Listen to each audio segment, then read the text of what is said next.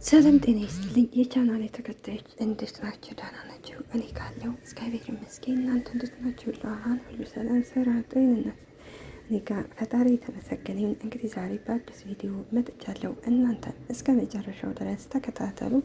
ሐረግ ድራማ ላይ እንግዲህ ያው ያፌትና ናታን እንግዲህ ከዛ ሁሉ ጠልና ጸብ እንግዲህ ታርቀዋል። ነገር ግን ኤፍራታ ያሳሰባል ነገር አለ። ኤፍራታ እንግዲህ ያፌትን አላመነችው። ምክንያቱም እንደዚህ አታሉ እኔ ግን ላምነው አልችልም፣ አንተ ግን እንዴት ልታምነው ቻልክ ስትለው ናታንም እንግዲህ ቢሆንም እኮ ግን ያው ወንድሜ ነው፣ ነገር ግን ከእንግዲህ በኋላ ምንም አያመጣም፣ ደግሞ ታውቂያለሽ እኛ እናቸንፋለን፣ ስለዚህ አትጨናነቂ ሲላት እንግዲህ ኤፍራታ እንግዲህ እንዴ ያን ሁሉ የበደለንን ነገር ረሳሁ እንዴ ባንዴ ስትለው ናታንም እንግዲህ በቃ አሁን መጨናነቅ የለብሽም ምንም ቢሆን እኮ ወንድሜ ነው ሲላት እንግዲህ ኤፍራታ ትንሽ ተናዳ ነበር። በዛ የተነሳ እንግዲህ ከቤት ወጥታ አየር ልትቀበል ከቤት ወጣይ። ከዛ ወደ ገኒዬ ቤት ነበር ሄደችው። እነ ገኒ ጋም ስትሄድ እንግዲህ ሉሊት ስላለች ከዛ ሉሊትንም ስታያት ተናዳ ወደ ቤት ስትወጣ ይሄ ቃል የሚባለው ልጅ እንግዲህ ተከትሏት ይሄዳል። ቃል ማለት እንግዲህ ይቺ ወይዘሮ ትዝታ የኤፍራታ ልጅ እንግዲህ ገደል ብላው እንግዲህ እሱ የገደለ አስመስሎ እንግዲህ ልጁን በእርግጥ አልገደለውም፣ ነገር ግን ያው ሌላ ቦታ ደብቆ አስቀምጦታል። እንግዲህ ኤፍራታን እንግዲህ ሁል ጊዜ ይከታተላል ነበርና በዛ ሰዓት ሲሄድ እንግዲህ ከኤፍራታ ጋር ሲመጣ እንደ ምን እያደረክ ነው ትከታተለኛለህ እንዴ ስትለው አይ አይደለም ብሎ እንግዲህ ጃኬቱን ብርድ ነው እንቺ ልበሽ ብሎ ጃኬቱን ሰጥቷል ነበረ። ናታንም ደግሞ እንግዲህ ለምን ተናገርኳ ባደረኩን ነገር ተጸጽቻለሁ፣ አሁን ወደ ቤት ልሄድ ወደ ነገን ቤት ልሄድ ብሎ ሊፈልጋት ወጥቶ ነበር። እንግዲህ እስከ መጨረሻው ድረስ ተከታተል። ሌላዋ እንግዲህ አውቆ አበድን ሉሊት እንግዲህ አብጃለሁ ብላ ነበረ። ብዙም የተወሰነ ሰው ቢያምናት የተወሰነ ሰው አላመናትም ነበር። እንግዲህ ዛሬ አጅሬ ሉሊት እንግዲህ ሻንጣዋን ይዛ ወደነ ፂ ቤት ወይም ደግሞ ወደነ ቤዛ ቤት እንግዲህ ትሄዳለች። ፂ ስታያት እንዴ ደግሞ ምን ልትሰሪ መጣሽ ትላታለች። እንግዲህ እንዴ አይኔ ነው ወይስ ምንድን ነው? መቼም አይኔ አይደለም አይደል ብላ ትጠይቃለች። ይህም እንግዲህ ቆይ አንቺ አብደሽ አልነበረ እንዴ ትላታለች። እንዴት ነው ባንዴ ጤነኛ ሁነሽ እንደዚህ ዘንጠሽ የመጣሽው? ሲጀመር አላበርሽም ነበር አይደል ትላታለች። እንግዲህ አዎ ምናልባት እንደዛ ሊሆን ይችላል። ፂም በንዴት አንቺ ደግሞ ምን አይነቷ ፈጣጣ ነች? ለመሆኑ ግን ከኛ ጋር ለመኖር ነው እንዴ እቃሽን እንደዚህ ሰብስበሽ የመጣሽው? በዛ ላይ ደግሞ እብድ ከሆንሽ ይህን ሁሉ እቃ የት ነው ያመጣሽው? ይሄ ነገር አንቺማ እያስመሰልሽ ነበር አይደል? አንቺማ ጀርባሽ መጠናት አለበት። ሁኔትም እንግዲህ ስሚ ትምህርት አይገባ ሲልሽ የኔን ጀርባ ልታጠኝ ነው ስትላት ፂም ቀለርሽብኝ አይደል?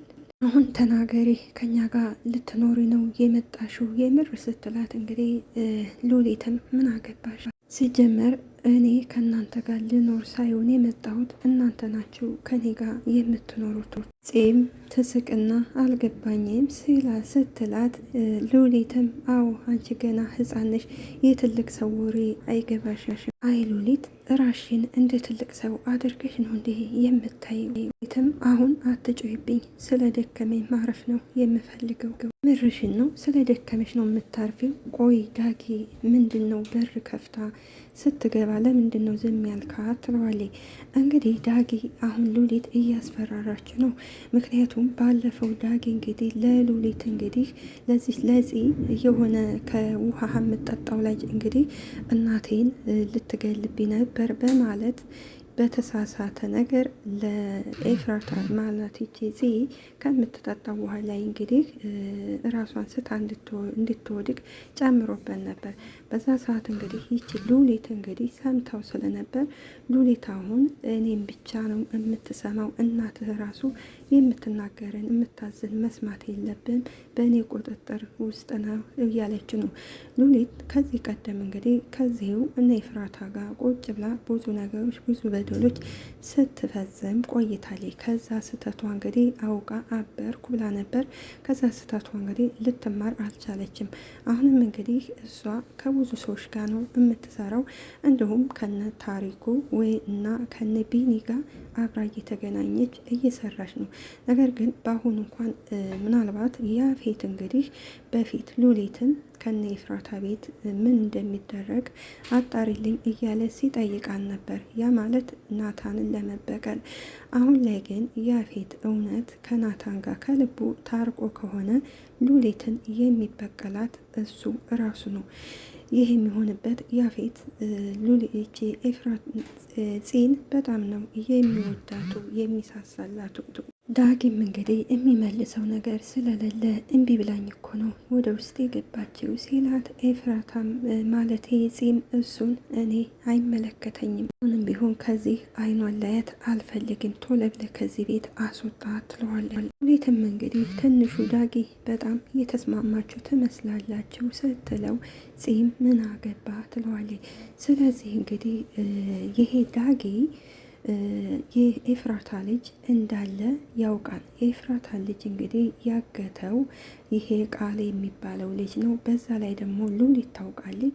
ስለዚህ ዳጊ አሁን ላይ እኔ ከፂጋ ማለት ውሃ ጋር የጨመርኩባትን ማደንዘዣ ሉሊት ትነግርብኛለች ብሎ ከሚፈራ ስለዚህ እውነቱን ተናግሮ ከዛ በኋላ እንግዲህ የኤፍራታን ልጅ እንግዲህ ይሄ ቃል እንዳገተው እንዲሁም ሉሊት እንደምታውቅ ቢናገር ይሻለው ነበር። እንግዲህ አሁን ቶሎ ብለሽ ይህን ቤት ለቀሽ ውጪ ስትላት፣ ሉሊትም አይ ሌላ እኔ አልወጣም፣ የሚወጣ ሰው ካለ ባይሆን ይውጣ፣ ዳጌ አሁን ቶሎ ብለሽ ሻንጣዬን ከላይ ከመኝታ ክላሴ ውሰድልኝ ትለዋለች። እንግዲህ ገንዬ ትመጣለች። ገንዬ ስትመጣ ፂም እንግዲህ ስራሽን አየሽ አይደለ ገኒ ስትላት፣ እንግዲህ ገኒም ደግሞ ምን ተፈጥሮ ነው ትላታለች። ይሄውልሽ ያመጣሽብን ጣጣ ያቺ እብድ እቃዋን ሰብስባ መታልሻለች። ገንዬም እውነትሽን ነው ስትላት፣ እንግዲህ ፂም እንግዲህ ገንዬ እባክሽ አታስመሲ፣ ሲጀመር እንዳላበደች እኮ ታውቂያለሽ ስትላት፣ ገንዬም በፍጹም እኔ አላብድም፣ ይችን ጭራቄውን የሴትዮ ከቶ ምን ላድርጋ ትላለች። እንግዲህ ገኒ እስከ ዛሬ ሉሊት ያበደች መስሏት ያው ምግብም ሆነ ውሃ እየወሰደችላን ነበረ። ነገር ግን ሉሊት አስመሳይ ነች። ይህም ስላላመነሽ ግን የምርሽን ነው ስትላት፣ አዎ እናንተ ምንም ማድረግ ስለማትችሉ ወንድሜ ጋር እደውላለሁ ስትላት፣ ገንዬም ቆይ አትደውይ እኔ ላናግራት ትላታለች። ስለዚህ ይገላታን እሱ ነገሩን መስማት የለበትም ስትላት፣ ፂም እንግዲህ ይግደላት እኔ ምን አገባኝ፣ ይህም እንደማታስወጫት እኮ አውቃለሁ፣ አስወጣታለሁ ካልሽ እሺ ትንሽ ደቂቃ እጠብቅሻለሁ፣ ከዛ በኋላ እኔ ወንድሜ ጋ ነው ቀጥታ የምደውለው ትላታለች። ወዲያው እንግዲህ ናታን ይመጣል። ናታን ወደ ቤት ሲመጣ ፂም ስታየው ትደነግጥና እንዴ ወንድሜ እንዴት መጣ ስትለው፣ ናታንም እንዴት ነሽ እህቴ፣ ፉይን ፈልጌ የነበረ ፎቅ ነው እንዴ ያለች ይላላል። ፂም ትደነግጥና እንዴ ወደ ቤት እኮ መጥታለች ከዛ የለችም እንዴ ትለዋለች። ናታንም እውነት ስለመሰለው ውይ በቃ መንገድ ላይ ተላልፈን ሊሆን ይችላል የምትርቅ ይመስልሻል ወይ ሲላት፣ ፂም ኧረ በቀን ነው የወጣችው። ናታንም በቀን ማለት ሲላት፣ ፂም ገና ሳይመሽ ነው ከቤት የወጣችው። ናታንም እንግዲህ ግን እኮ እኔ ቤት ውስጥ ነበር፣ ነገር ግን አልመጣችም እስካሁን። እንዴ ወንድሜ እስካሁን ገና ለምን አልመጣችም? የሆነ ነገር ሆና ይሁን እንዴ ብላ ትጠይቀዋል። ናታንም እንግዲህ ወይኔ የኔ ጨረቃ እሷ እኮ እውነቱን ተናግራ ነበር ይላል። እንግዲህ ናታን የመሰለው ያፌት ያገታት መስሎት ስለነበረ ናታንም እንግዲህ ያን ሰይጣን የሆነ ይዟት ይሆናል ሲል፣ ፂም እንግዲህ እንዴ ያ ሰይጣን የምትለው ያፌትን ነው ወይ ብላ ተጠይቀዋለች። ራሱን ነው የምለው ሲላት፣ ፂም እረፍ ወንድሜ እንዴ ታርቀናን እኮ ትለዋለች። ወይ እሱ ይህንን ለምን ያደርጋል? በዛ ላይ ደግሞ ልታምነው ይገባል። ልታምነው ከምርሽ ነው እፂ እንዳምነው ትፈልጊያለሽ? እባክሽ አታስቂ ሲላት እንግዲህ ፂም ምን ማለት ነው ደግሞ ነገር እንደተፈጠረ መርሳት የለብሽም እህቴ። ፂም እንግዲህ ትናደድና አሁንስ አንተ ሚስትህም አበዛችሁት፣ የሰው ልጅ ይሳሳታን ከጥፋቱ ደግሞ ሊመለስ እኮ ይችላል። እንግዲህ እህትና ወንድም እንግዲህ እየተነጋገሩ ኤፍራታ አጀሪት እንግዲህ ቃል የሰጣትን ጃኬት እንግዲህ መልሳ ሳትሰጠው ጃኬቷን ለብሳ ወደ ቤት ትመጣለች። እዚህ ጊዜ እንግዲህ ፂና ናታን እንግዲህ ይደነግጣሉ። ናታንም ይሄ ምንድን ነው የኔ ጨረቃ የትስ ነበርሽ ብሎ ይጠይቃል። ኤፍራታም ልብስ ነዋ ሌላ ምን ይሆናል? ቆይ አንተ ከዚህ ምን ትሰራለህ? እዚህ እኮ የመጣሁት ብቻዬን ልሆን ነበረ። ወደ ሌላ ርዕስ ሳትገቢ የማንን ጃኬት ነው የለበሽው? ተናገሪ። ኤፍራታም እንግዲህ ውይ እባክህ አታስጨንቀኝ። ኤፍራታ በእርግጥ ጥፋተኛ ነች። ናታንም በጩኸት ምን ማለት ነው የሰው ጃኬት ለብሶ አታስጨንቀኝ ማለት? እኔ እኮ ባለቤትሽ ነኝ፣ ለእኔ ደግሞ መናገር ግዴታ አለብሽ። እንግዲህ ተወኝ አልኩ እኮ ደክሞኛል፣ በቃ ወደ ላይ ልውጣና ልተኛ ስትለው ናታንም እንግዲህ እጇን ይይዝና የትም አትሄጅም፣ መጀመሪያ ይሄ የማን ነው ጃኬት የለበሽው ይላል። ተናገሪ፣ አለበለዛ ይህን ጃኬት ቀዳድጄ ነው የምጥለው። ታረዩ ነገር ምንም ደስ አይልም። ተናገሪ የማን ነው ሲላት እንግዲህ ፂም ምን እየሆናችሁ ነው? እየጮኋችሁ እኮ ነው ትላቸዋል። እንግዲህ ኤፉ ግን የት ነበርሽ ብላ ስትጠይቀው እንግዲህ ናታንም አንቺ እረፊ ማላችን ጣልቃ ትግቢ ሲል እንግዲህ ገኒም ጨዋታቸውን ስትሰምታ ትመጣለች። እንዴ ምን ናችሁ ነው ትላቸዋል። የኔ ጨረቃ አሁን ሰው አይሰብሰብ፣ ስለዚህ ነገሮችን ቶሎ እንፍታቸው ንገሪ ይላታል። የት ነበርሽ? የማን ነው? ናታን እንግዲህ ጃኬቱን ያሸተውና እንግዲህ ጭራሽ ደግሞ የወንድ ሽቶ ነው ይላታልም። ወይኔ ጉዴ፣ ቆይ ምን እየተፈጠረ ነው? አታሳብጅኝ፣ የማን ነው? ይህም እንግዲህ ምን ነው ቀናህ እንዴ ትለዋለች። የኔ ጨረቃ እረፊ እንዳታሳብጅኝ። እንይም የኔ ልጅ ኤፍራታ በቃ ቁጭ በሉና ተነጋገሩ በቃ ትላቸዋለች። ኤፍራታም እንግዲህ እናቴ እኛ ነገሩን እንፈታዋለን፣ እናንተ ወደ ላይ ሂዱ ትላቸዋለሁ። እንይም እሺ ነይ አንቺና እኔ በቃ ወደ ላይ እንሂድ፣ ሳንም ነይ ወደ ቤታችን እንሂድ ሲላት እንግዲህ ኤፍራታም ወደ ቤት አልሄድም፣ ቤቱ ያንተ እንጂ የኔ አይደለም። ናታንም እንግዲህ ኤፍራታን ረፊ ነገሩን በግድ አናደርገው፣ ምን ልታደርግ ነው ስትለው ናታንም እንግዲህ ሚስቴ አይደለሽም እንዴ? ቤት አብረን እንሄዳለን፣ ከዛ ምን እንደተፈጠረ ሁሉንም ነገር ትነግርኛለች። ኤፍራታም እንግዲህ ወዴትም አልሄድም ስትለው እንግዲህ ናታን እንግዲህ ያው ያቅፍና ወደ ቤት ይዟት ይሄዳታል። ኤፍራታም የኔ ናታን ልቀቀኝ ትለዋለች። በእርግጥ ኤፍራታ እንግዲህ በጣም ጥፋተኛ ናት። ከቤትም ወጥታ መሄድ የለባትም። ምናልባት እንኳን ያ ሰውዬ እንግዲህ ታውቃለች ሁሉ ጊዜ እየተከታተላን ነበረ። ጃኬቱንም ለብሳ ወደ ቤት መምጣት የለባትም ነበረ። ሌላው ደግሞ ናታንና ያፌት በመታረቃቸው ልትደሰት ይገባል። እንግዲህ ከዛ በኋላ እንግዲህ ያፌት ውሸቱን እንኳን ቢሆን ያው ናታን ወይም ደግሞ በጣም ያዝኑበታል። ስለዚህ ያላት አማራጭ እንግዲህ ኤፍራታ ናታንና ያፌት እንግዲህ ሲጣሉ ያፌት በእርግጥ ከልቡ ነው ያው ተጸጽቷል። ያን ያደረገበት ምክንያት እንግዲህ የናታን አባት እንግዲህ የያፌትም አባት ስለነበረ ያው ስለበደለው ነው። ያፌት ደግሞ ናታን አባቱ እንደበደለው ናታን እንደተበደለ አያውቅ ነበረ። በኋላ ላይ ሁሉን ነገር የሰማው።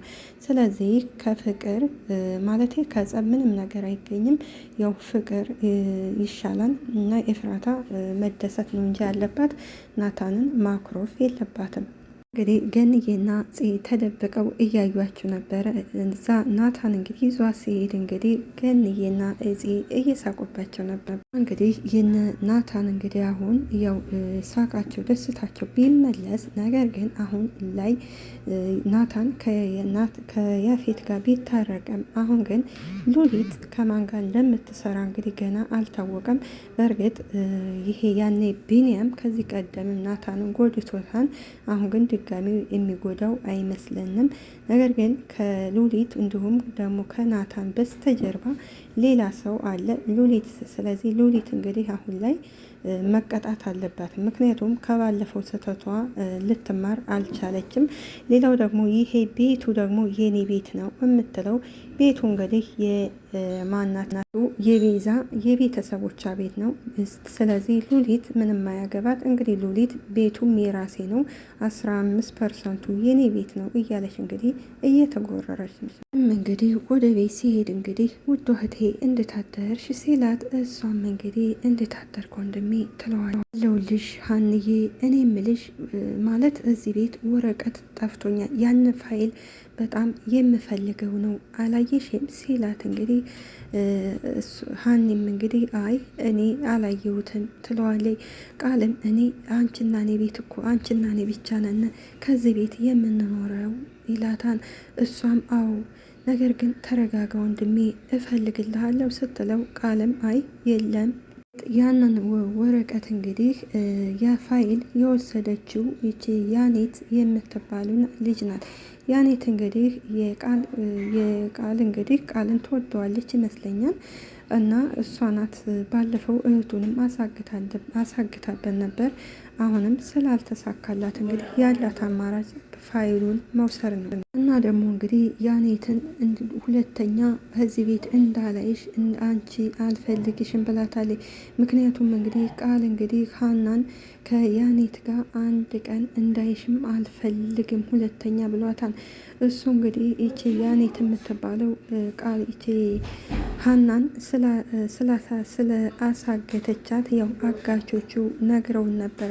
ለዛ ነው እንግዲህ ልጅቱ ከጓደኛሽ ከዚህ ቤት እንዳመጣ ያለ ናታን እንግዲህ አሁንም ወደ ቤት ከሄዱ በኋላ ኤፍራታን እንግዲህ ግን አሁንም ቢሆን አልረሳውልሽም የማንን ልብስ ነበር የለበሽ ይላታል። ይሄን የምጠየቅ መብት የለህም፣ ምክንያቱም አናደሄ ነው ከቤት እንደወጣ እኮ ያደረከኝ አንተ ነህ። እንዴት ስትናደጅ እኮ ከእናቴ ቤት ነው ብለሽ እኮ ነው የሄድሽው። ሌላ ቦታ እንዴት እንደምትሄጂ እኔ ምን አውቃለሁ? እኔ ጨረቃ በጣም በስነ ስርዓት እየጠየኩሽ ነው። ስለዚህ የጠየኩሽን ነገር መልሽልኝ። የወንድ ጃኬት ነው የለበሽው፣ ስለዚህ የት ነበርሽ? መንገድ ላይ ቁጭ ብዬ በርዶ ነበር። ከዛ የማላውቀው ሰው መጥቶ ጃኬት ሰጠኝ። ታንም እንዴት ብሎ ሲጠይቃት ኤፍራታም እንዴት ጥሩ ግን አላመንኩሽ የሚላታን። በእርግጥ ኤፍራታ ልጁን ታውቀዋለች፣ ግን ለናታን መናገር ነበረባት። በዚህ ሁኔታ ስለማትነግሪኝ ሌላ ጊዜ ትነግርኛለች ብሎ ጥሏት ይሄዳል። እዛን ጊዜ ናታን ሂዶ ነበርና ተመልሶ ይመጣና የኔ ጨረቃ ምንም ደስ አላለኝም፣ ስለዚህ እውነቱን ንገሪኝ። ኤፍራታም እንግዲህ ሽምዴት አድርጋ ተዋሸውና እውነቴን ነው ትለዋል። ይቺ የአጭበርባሪ እንግዲህ ያኔት ናት። ያኔት እንግዲህ ከነ ቃል ቤት እንግዲህ በር ስታንኳኳ እንግዲህ የቃል እህት ሀኒ በሩን ትከፍታታለች። ያኔት ግን ምን ሆነሽ ነው ትላታለች። ምንድን ነው የምታለቅሽው ደግሞ ከዚህ ምን ትሰሪያለሽ? የትም የውሸትን እንግዲህ ሀንዬ በጣም ነው ያዘንኩት ትላታለች። ምር በጣም ነው የከፋኝ። እናም እንግዲህ ሀኒም እሺ ምንድን ነው የተፈጠረው እስኪ ንገሪ፣ ለምን ታለቅሻለሽ? ደግሞ ከዚህ መነሳት አለብሽ ስትላት ያኔትም እንግዲህ እንዴ ከቤታችሁ ውስጥ ገብተን እናውራው ስትላት ሀናም እንግዲህ ሀኒም አይ ወንድሜ እኮ አሁን አለ ትላታለች። እሱን ችግር የለም በር ከወደ ውጭ እንዘጋበታለን ትላታለች። ያኔት እንግዲህ ቃል የፍቅር ጥያቄዋን ስላልተቀበላት ነው ይሄ ሁሉ የምታደርገው። ምክንያቱም እሷ አንድና አንድ ተንኮል ነው። ምክንያቱም በየሁሉ ድራማ እንደምናየው ተንኮል ስለሆነ ይችም እንግዲህ የምትፈልገው እሱ በግድ የፍቅር እኔ ጋር ካልሆነ ብላ ነው እንግዲህ ይችን ሀኒን እንግዲህ ጓደኛዋ አስመስላ እንግዲህ በሀኒ ቃል እንድትጠቀምበት ነበር። ነገር ግን ቃል ጭራሹንም አይወዳትም። እሷ ግን ያኔት እያስመሰለች ነው ያለችው። እንዲሁም ደግሞ ለሀኒ የውሸት ታሪክ ትነግራታለች። ሀኒ ደግሞ እንግዲህ የዋ ስለሆነች እውነት የነገረቻት እውነት መስሏት በቃ አታልቅሺ ብላ ቅፍ አድርጋ ስትስማት እንግዲህ ስታጽናናት ያኔት አየሽ ወይ ታባሽ እኔን እምቢ ማለት ዋጋ ያስከፍላል፣ ስለዚህ አገኘሁሽ ትላታለች። ሀኒም እንግዲህ ያኔትን ከሸኘች በኋላ እንግዲህ ቃልም ሀኒ ይላታል። ሀኒም እንግዲህ አሁን በር ያንኳኳ ማን ነው ሲለኝ ማን ነው ልለው ነው ትላላ። ምንድን ነው በዛው ቀረሽ እኮ ሲላት ሀኒም አይ ምንም አይደለ መጣው ብላ ትሄዳለች። ያኔት እንግዲህ ይሄ ቃል የሚባለው ሰውዬ እንግዲህ እየተጃጃ ነው ኤፍራታ የሰው ሚስት እንደሆነች እያወቀ እንግዲህ እሱ ልብን ያለ ፍቅር ይዞታል። እንግዲህ እኔም ወንድሜ ምን ሆነ ነው ግን በጣም እኮ ፍቅር ይዟን ትለዋለች። ከዛ ስትለው እንግዲህ ብታይ የሆነ ልዕልት እኮ ናት ትለዋለች ይላታል። ሰው ራሱ ቢጨመቅ እንደሷ አትሆንም ሲላት እንግዲህ ሀኒም ምን ብላ ትስቅበታል። እኔ እኮ እህት ነኝ ስትለው ቃልም አዎ እህቴ ነሽ፣ እኔ እኮ እህቴ ነሽ አይደለሽም አላልኩሽም የራሱ ጉዳይ፣ እንደውም ሁለተኛ አግዥኝ እንዳትለኝ ልንገርሽ ሲላት እንግዲህ ሀኒም እሺ ንገሪኝ ባህሪዋ እንዴት ነው ስትለው ቃልም የሆነ ስብር ብላለች፣ ደግሞ ቆንጅዬ ነች፣ ሳቋ ብቻ ይበቃል። ሀኒም እንግዲህ ስታሳዝን፣ ለነገሩ እንዴት አታሳዝን ልጅን የሚያህል ነገር አጥታ፣ አንተ ግን ልጇን መለስክላት እንዴ ስትለዋል። መመለሱ የት ይቀራል፣ ለተወሰነ ቀን ግን መደበቅ አለበት፣ ካልሆነ ደግሞ ይገሉታል ሲል እንግዲህ ሀኒም ማነው ደግሞ የሚገል እህቴ እንደዚህ አይነት ርዕስ ውስጥ አትግቢ፣ እሺ በቃ ግን ከቻልክ ልጁን ባየው ደስ ይለኛል። ቃልም ከምርሽን ነው ሲላት እንግዲህ ሀኒም አዎ ከምሬ ነው ስትለው ቃልም እሺ በቃ አስቤበት እነግርሻለሁ ከዛ ታይዋለች። ራቷም እንግዲህ ለብሳ የመጣችውን የቃልን ጃኬት እንግዲህ ልትሰጠው ትወጣለች። እሷ የመሰላት ናታን አላየኝም ብላ ነበር። ነገር ግን ናታን በኋላዋ እየተከተላን ነበር። ምክንያቱም ጃኬቱ የማን ነው ከማን ጋር ነውስ ያመስሸች ብሎ ስለተጠራጠራት እየተከተለችው ነበረ። እኔም ቃልን ማኑ ስልክ የደወለልህ ስትለው ልዕልቷ ናት የደወለችልኝ ይላታል። እንዴ ልዕልቷ ማን ትለዋለች። ኋላን ተደወለች ስትለው ቃልም አዎ ለእኔ ደውላልኛለች። ቆይ ባለትዳር ናት ብለኸኛል ነበረ ስትለው ቃልም አዎ ባለትዳር ናት፣ ትዳር አላት። እኔም ወንድሟን ትቆጣዋለች። አንተ ግን ምን አይነት ሰው ነህ? ታፋታት ነው እንዴ የምትፈልገው? እሷስ ቢሆን ትዳሯን አትፈልገውም እንዴ? እንዴ ምን አደረገች? ስርዓት ያላት ልጅ እኮ ናት እንዴ! እንዴት ነው ምን እንደዚህ ለምን ትናገሪያለሽ? ድንቄም ስርዓት ያላት ልጅ ብትሆንማ ስልክህን አትቀበልህም ነበረ። አርጎ የተከበረ ነገር ነው። ሶስተኛ ወገን እኮ ራሱ መግባት የለበትም ትለዋለች። እንግዲህ ሀኒ ወንድሟን እየመከረች ነው። ሀኒ በጣም ትክክል ናት። ትዳር ክብር አለው። ሶስተኛ ወገን መግባት የለበትም። ነገር ግን ኤፍራታ በእርግጥ ልጁ ምን እንደሆነ አታውቅም። ዝም ብሎ የረዳት ስለመሰላት ነው እንጂ የቀረበችው። እሱ ግን በፍቅር በፍቅር በጣም ነው የሚወዳት የሚያፈቅራት። ነገር ግን አንዳንድ ልክስክስ ወንዶች እንግዲህ ከባለ ትዳር ሴት ምን እንደሆነ አላውቅም ፍቅር ይይዛቸዋል። ስለዚህ ኤፍራታ አንድና አንድ የናታን ብቻ ናት። እና እንግዲህ ጺም ይቺ ኤፍራታም እንግዲህ ያንን ጃኬት እንግዲህ ለዚህ ለቃል እንግዲህ ስትሰጠው ናታን አይቷን። ደግነቱ ናታንና ቃል ይተዋወቃሉ።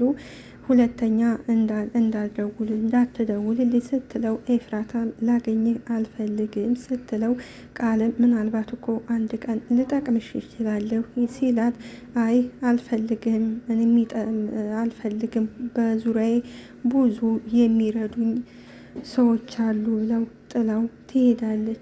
እንግዲህ እህቱ ብትመክረው እንግዲህ ይሄ ፍልስፍናሽ ደግሞ ጀምረሽ ወደዛ በይልኝ ሲላት እንግዲህ ሀኒም ወንድሜ ግን የምታደርገው ነገር ትክክል አይደለም፣ ስህተት ነው ትለዋለች። አለም እኔ እኮ ምንም አላደረግኳት እየጠበቅኳን ነው ሲላት እንግዲህ ሀኒም አንተ አይደለህም ጠባቂዋ ደግሞ ፈጣሪ ብቻ ነው ትለዋለች። ናታንም እንግዲህ ቃልንና ኤፍራታን ሲያያቸው በጣም ይናደድና እባክህ ፈጣሪ ሆይ የሆነ ስህተት እንዳልሰራ እርዳኝ ይላል።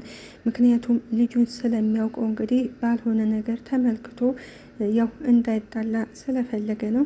ስለነበረን ቆይታ እናመሰግናለን። ሀገራችንንም ኢትዮጵያ ሰላም ያደርግልን። እኛም ደግሞ ፈጣሪ አምላክ በያለንበት ይጠብቀን፣ ይጠብቃችሁ። አመሰግናለሁ።